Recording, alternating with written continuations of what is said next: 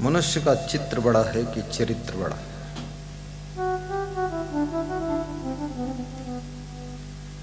और मनुष्य के मन की शांति का रास्ता क्या है?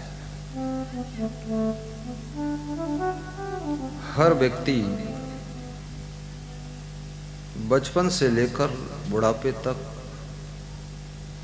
सुख ढूंढता रहता है। पूरी जिंदगी सुख ढूंढते ढूंढते गुजर जाती है। और पूरी जिंदगी सुख क्यों ढूंढना पड़ता है? यदि बचपन में सुख मिल जाता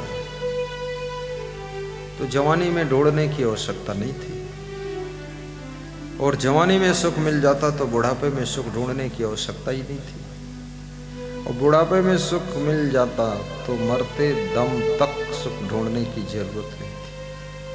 परंतु बचपन में जब सुख नहीं मिला तो भी मनुष्य का मन हार नहीं मानता, फिर वो जवानी में साहस के साथ सुख ढूंढ रहा है। जवानी में भी सुख नहीं मिला तो बुढ़ापे में भी सुख ढूंढ रहा है। बुढ़ापे में सुख नहीं मिला तो जर्जर अवस्था में भी सुख की तलाश। स्त्री हो या पुरुष, सब सुख ढूंढ रहे हैं, लेकिन सुख है कहां?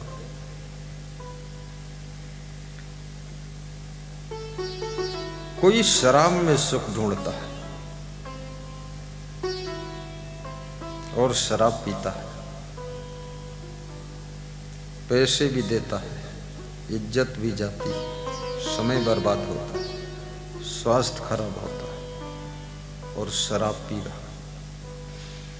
और उसके शराब पीने से घर के लोग दुखी हो रहे हैं। माँ दुखी, पिता दुखी, पत्नी दुखी, बच्चे दुखी, भाई दुखी, बहन दुखी। सब समझाते हैं, भैया शराब छोड़ दो, बाकी सब ठीक है। पति देव शराब छोड़ दो, तुम जो कहो हम वही करेंगे। हे मेरे लाल शराब छोड़ दे, बस ठीक है।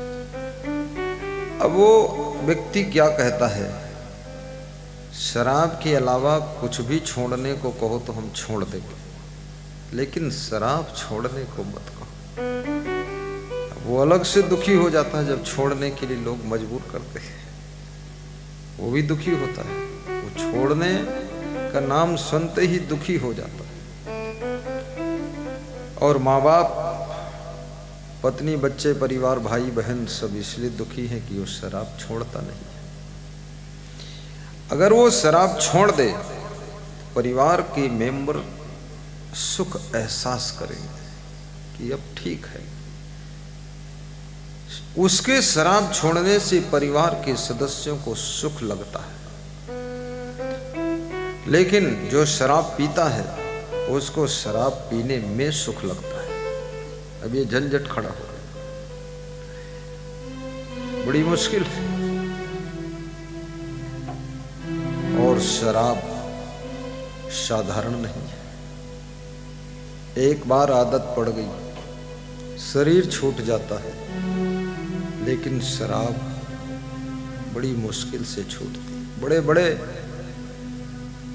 योद्धा, गुरु, बड़े बड़े साधु, बड़े बड़े महात्मा, बड़े बड़े कथाकार, प्रवचनकार, ज्ञानी भी प्रयास करते हैं। किसी किसी की शराब छूट जाती है और किसी किसी की छूट जाती है, फिर से शुरू कर देता है। यह आदत साधारण नहीं है। बहुत से लोग अपने पिताजी को सत्संग में इसलिए लाते हैं कि सत्संग सुनेंगे तो दारू छोड़ देंगे। बहुत सी स्त्रियां अपने पति को समझा के लाती हैं, चलो गुरु जी के दर्शन करो, सत्संग सुनो, शायद छूट जाए। याद रखना, शराब में यदि सुख होता, शराब में यदि सुख होता तो शराब इतनी सस्ती नहीं मिलती। और सुख कभी पैसे से नहीं मिलता है, इस बात को हमेशा याद रखना, सुख कभी पैसे से नहीं मिलता, और सुख कभी सामान से भी नहीं मिलता है। सुख कभी किसी गाड़ी से भी नहीं मिलता है, किसी मकान से नहीं मिलता है, किसी डबल बेड से भी नहीं मिलता है। सुख समझदारी से पैदा होता है, समझदारी से पैदा होता है। पवित्र आचरण से सुख टिकता है, और नियम संयम की सड़क पर जो चलता है उसी को जिंदगी भर सुख ही सुख मिलता है। बोलिए सद्गुरुदेव की जय। याद रखना, समझदारी से सुख पैदा होता है। महिलाएं भी ध्यान दें। और चरित्र से सुख टिकता है। चरित्र खो गया, सुख फिर खो जाएगा। और संयम नियम की सड़क पर चलने से सुख की मंजिल आती है। संयम और नियम। कलयुग में नियम सब टूटते चले जा रहे हैं, और संयम भी टूट रहा है। और तो छोड़िए, खान पान में भी संयम नहीं है लोगों। दाल चावल सब्जी रोटी पूड़ी कचौड़ी खीर हलवा, 56 प्रकार का मीठा, लड्डू पेड़ा रसगुल्ला गुलाब जामुन जलेबी, ये सब खा लो, यहाँ तक तो ठीक है। कचौड़ी पकौड़ी आलू बंडा गोटा गोटी, ये सब खा लो, यहाँ तक तो ठीक है। लेकिन मांस मछली अंडा मुर्गा चिड़िया गिरगिट सांप बिच्छू मेढक गोह मगरमच्छ सुअर तक को लोग खा गए। ये खान पान का संयम टूट गया।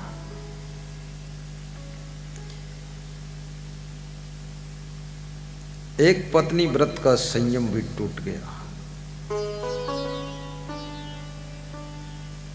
एक समय वो था जो राम का युग था, त्रेता युग। राम के युग में जो भाभी होती थी, भाभी में मां का रूप देखा जाता था।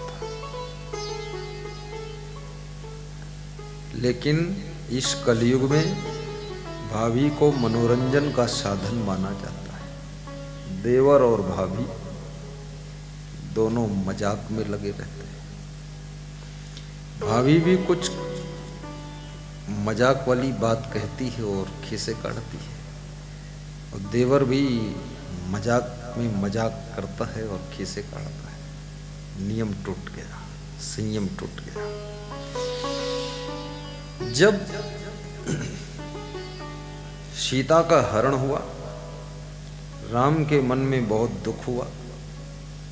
सीता के कुंडल मिले तो राम ने कुंडल उठाया और लक्ष्मण को दिखाया। कहा, लक्ष्मण ये कुंडल देखो, क्या सीता जी के कुंडल हैं। देखिए, महिलाएं कुंडल इसीलिए पहनती हैं, कभी इनको कोई हरण कर ले तो ये कुंडल डाल देंगी तो उससे पहचान हो जाएगी इस रास्ते से ले गया। चूड़ियां फोड़ के डाल देंगी, फिर इनका हरण वर्ण अब होता नहीं है। इनका सीधे जन्म के बाद मरण ही होता है। कौन हरण करे, क्योंकि इतने रावण भी नहीं जो हरण करे। और त्रेता युग में लोग और द्वापर में बहुत नालायक लोग रहते थे। ये कलयुग उससे अच्छा है, क्योंकि मैं देखता हूं सारी लड़ाइयां आलखंड उठाकर देखो, सब युद्ध भोग विलास के कारण हुआ है। आला ऊदल मलखी सैयद ढेबा करिंगा राय और महोबा राजा परमाल, हिया की बातें ही नहीं छोड़ो, अब आगे का सुनो हवाल। खट खट खट खट देगा बोले, छप छप छपक रही तलवार। हाँ, सोवत सोवत ऊदल जागे, तब धनुहा से कही सुनाए, खत्म स्वयंवर जो हो जई है, समझ लेना देहों तेरा मूड कटवाए, गधा कहीं का। सोता तू है और स्वयंवर खत्म हुई तो काहे सोवत, जाओ हुआ करो जाए भी आओ। कितना लोग विवाह के लालची थे उस युग में। अब तो लोग विवाह भी सोच समझ कर करते हैं, लड़कियां भी थोड़ा सोचती हैं तब करती हैं, लड़के भी सोच समझ कर करते हैं। उस समय विवाह के लिए इतना आतुर थी लड़कियां भी और लड़के भी। बड़ी संस्कृति कमजोर हो रही थी। अर्जुन के पास में सुभद्रा थी, कृष्ण की बहन सुभद्रा से अर्जुन ने विवाह किया था। उसके बाद फिर द्रौपदी को विवाह करने गए। भाई एक पत्नी हो गई, अब दूसरी के लिए क्यों गए? और दुर्योधन भी गया कि मैं भी कर लूं, और भी बहुत राजा लोग आए। एक स्त्री के साथ विवाह करने के लिए 1,000 लोग आते थे। ये मूर्ख नहीं और हैं कौन? ये तो बेशरम लोग हैं, बेइज्जत करा रहे हैं खुद ही। जब एक स्त्री है, एक लड़की है और तुम 1,000 लोग बैठे हो शीश में मुकुट लगाकर, अरे मूर्खों, वो मिलेगी एक ही को तो 999 बेइज्जती कराने गए। मैं तो इसमें विचार करता हूँ, ये तो बहुत नालायक लोग थे। और स्त्री में रखा क्या है और पुरुष में भी क्या रखा? वो देखो सुपर्णखा कितनी नालायक थी त्रेता युग में।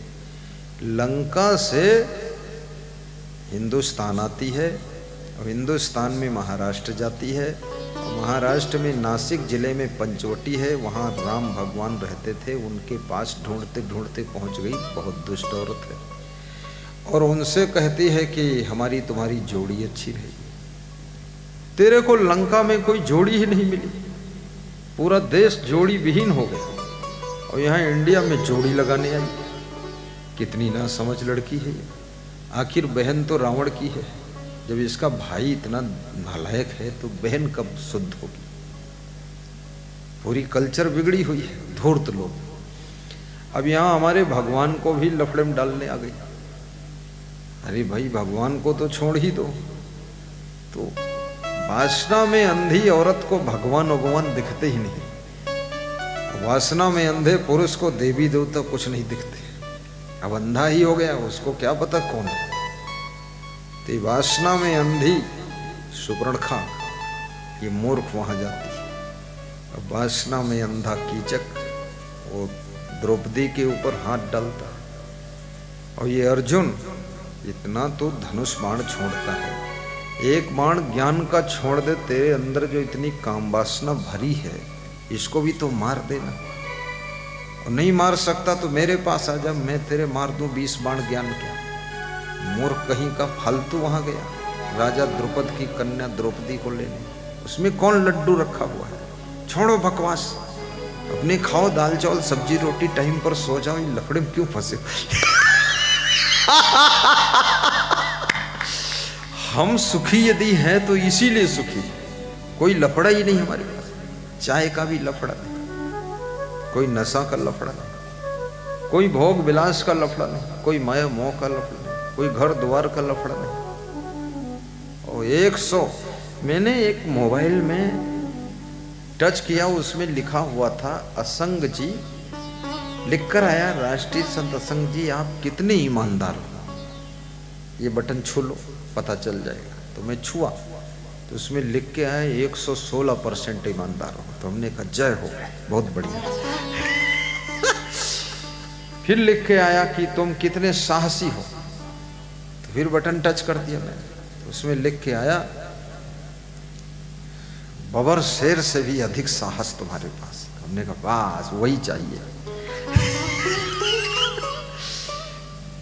कितने जिम्मेदार हो, तो उसको टच कर दिया तो लिखा था फुल जिम्मेदारी लेते हो तुम, तुम्हारे आसपास में किसी को तुम दुखी देखना नहीं चाहते हो और सबका ख्याल करते हो, सबकी फिक्र करते हो। हमने कहा बस यही हम चाहते हैं, हम सबकी फिक्र करें, क्योंकि भगवान का ये गुण होता है जो सबका ख्याल करता है। तो भगवान का गुण, भगवान बनना है। इंसान तो हो गए, अब भगवान बनेंगे। भगवान के गुण अगर आ जाए तो आप भगवान हो गए। तो ये सब इसी चक्कर में पड़े हुए थे। लेकिन देखिए, लक्ष्मण को जब राम जी कुंडल देते तो लक्ष्मण ने कहा, भाई साहब आपकी धर्मपत्नी थी सीता जी, आपकी भार्या थी, तो आप तो अच्छी तरह से कुंडल और कान सब देख चुके हैं, आप पहचानो ना। तो राम मुस्कुराए, बोले मेरी हालत गंभीर है। बोले तुम्हारी गंभीर है? क्यों गंभीर? बोले सीता जी के वियोग में बुद्धि काम नहीं करती है। संकट में काम बुद्धि भी कुछ करती नहीं है, काम करती नहीं है। याद रखना, मोह और ममता में बुद्धि भगवान की भी काम करना कम कर देती है। इंसान की तो बात छोड़, कितनी स्त्रियों का दिमाग फेल हो चुका है, कितनी औरतों की बुद्धि फेल, कुछ याद ही नहीं रह रहा, बेटों के नाम भूल गए, जीरा धनिया मिर्चा का डब्बा ढूंढे नहीं पाते, ये खोपड़ी का डब्बा खाली हो गया दिमाग से, कुछ नहीं बता। मोह ममता में हैया दैया मैया सब रोना धोना चिल्ला चोट, हाय रे बहू रे बींदड़ी लींदड़ी फींदड़ी, ये सब चक्करबाजी में टेंशन में सब खोपड़ी बची, अंदर का खत्म मसाला। इसलिए महिलाओं को भी इस मोह से थोड़ा ऊपर उठो, बहुत हैया दैया में क्या पड़ना। अरे बींदड़ी नहीं मान रही है, चलो हटाओ इसको, बींदड़ी फींदड़ी जाने दो, जहां रहना, चाहे जयपुर जाए, चाहे जोधपुर जाए, चाहे नागौरम नगाड़ा बजाए जाकर। जाने दो, इसकी दुर्दशा हो जाएगी। जब वहां दूर रहेगी, कमरे में झाड़ू खुद लगाना पड़ेगा, उठो चाहे ना उठो, पति पत्नी चाहे कुश्ती लड़ो, हमसे क्या मतलब। यहाँ नरक बना दिया घर को, सोकर जागती नहीं हो, नाम बींदड़ी हो, पड़ी हो नींदड़ी।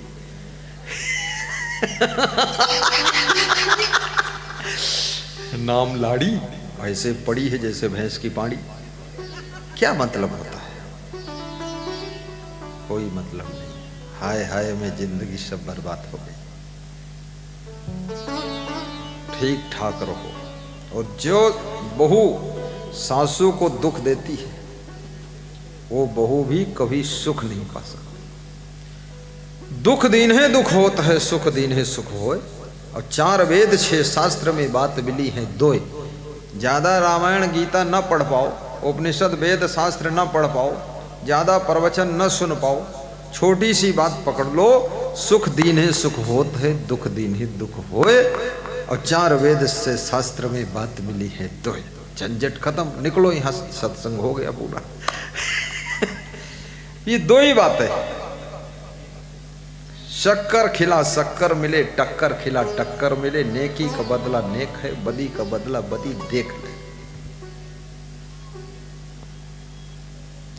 सासू के साथ में भी ऐसा मीठा मीठा व्यवहार करो कि सासू तुम्हारे प्रेम के सुख में बेहोश होकर नींद ले। वही बींदड़ी है, जब ससुराल पहुंचे तो सास ससुर को मीठी नींदड़ी आने लग जाए, उसका नाम बींदड़ी है। सास ससुर की नींदड़ी उड़ गई तो काहे की बींदड़ी।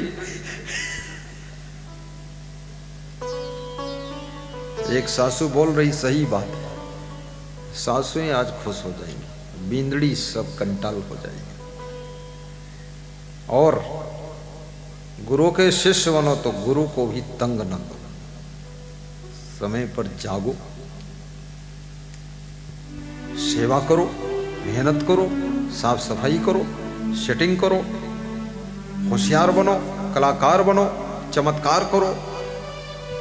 कितना साधु भी ऐसा शिष्य बनता है, कैसा, जैसा भैंसा वैसा, बस खाता है ऐसे, सोता है पेट फुलाकर। मैं सोचता हूं इसके मुंह से आवाज निकल रही कि पेट से निकल रही, हॉर्न बज रहा। कोई फिक्र नहीं, लापरवाह है पूरा, चाहे बर्बाद हो जाए आश्रम आश्रम।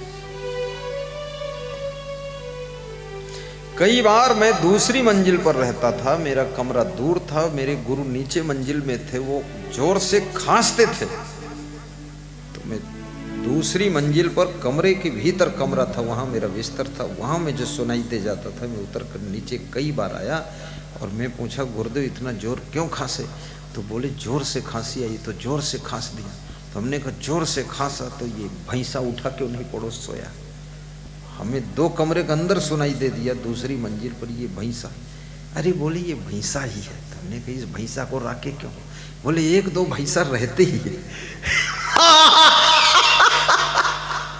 ये कोई चेला का लक्षण, शिष्य का लक्षण? कुछ नहीं कर पाओगे जीवन में। गुरु से ज्यादा अलर्ट शिष्य को रहना चाहिए, माँ बाप से ज्यादा अलर्ट पुत्र को रहना चाहिए, और सास ससुर से ज्यादा पति से अलर्ट पत्नी और बहू को रहना चाहिए। याद रखना, जिंदगी में हड्डी मांस के आभूषण और कुछ नहीं बन सकता है, लेकिन हड्डी मांस का शरीर अगर सेवा में लग जाए तो समझ लो महायज्ञ का फल प्राप्त हो। बोलिए सदगुरुदेव की जय, सुखदाता गुरुदेव की जय। क्या करना है संसार?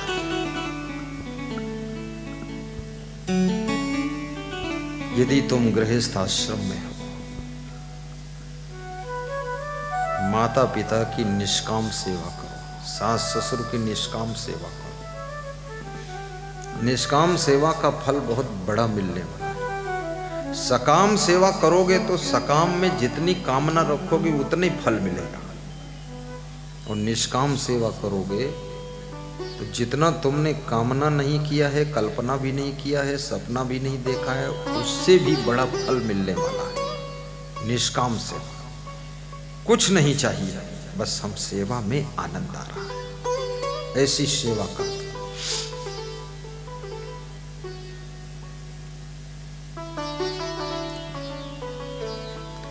न जमी चाहिए न मकान चाहिए,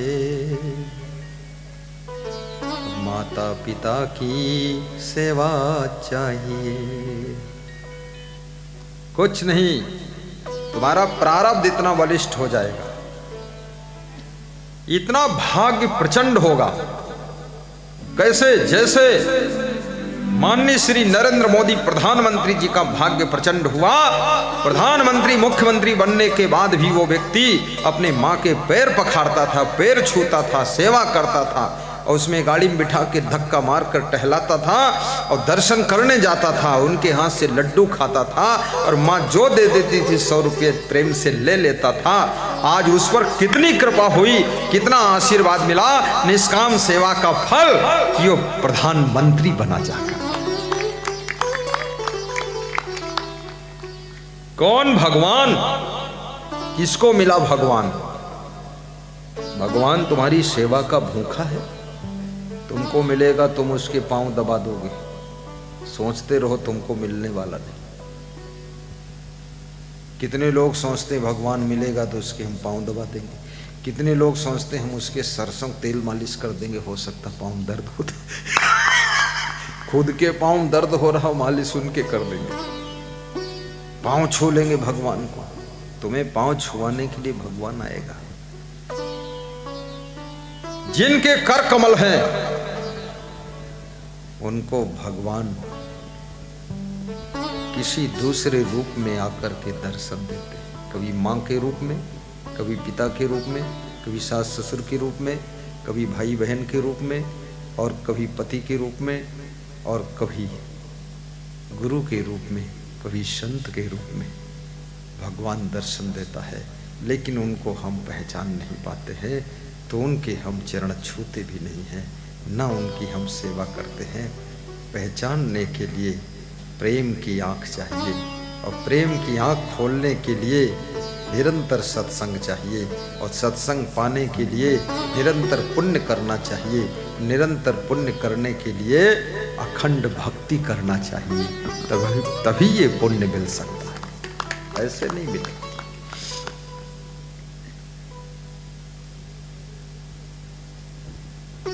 सेवा करो। सेवा बहुत बड़ी चीज है। और ये भी समझ लेना, सेवा केवल पैर में तेल मालिश करना ही सेवा नहीं। उनके सेवा के लिए धन कमाना भी सेवा है, उनके लिए मकान बनाना भी सेवा है, उनके लिए गाड़ी लाना भी सेवा है, उनके लिए फूल वाटिका लगाना भी सेवा है, और उनके लिए भोजन बनाना भी सेवा है, खिलाना भी सेवा है, और उनके लिए पानी पिलाना भी सेवा है, लेकिन बोर कराना भी सेवा उन्हीं की है। हाँ, ये नहीं गिलास में पानी पिला दिया तो वो लल्लू राम, हमने बोर कराया तो हम खाली राम, नहीं, बिना बोर पानी कहाँ से आएगा। इसलिए पुण्य तो वहां तक जाएगा जहां तक बोर हुआ है, आशीर्वाद वहां तक पहुंचेगा, ऐसा नहीं है। इसलिए आर्गन बजाना भी सेवा है, चंवर डुलाना भी सेवा है, कार्यालय में बैठ करके दान लेना भी सेवा है, रसीद काट कर देना भी सेवा है, भक्त आ गए उनको प्रेम से बोलना भी गुरु की सेवा है।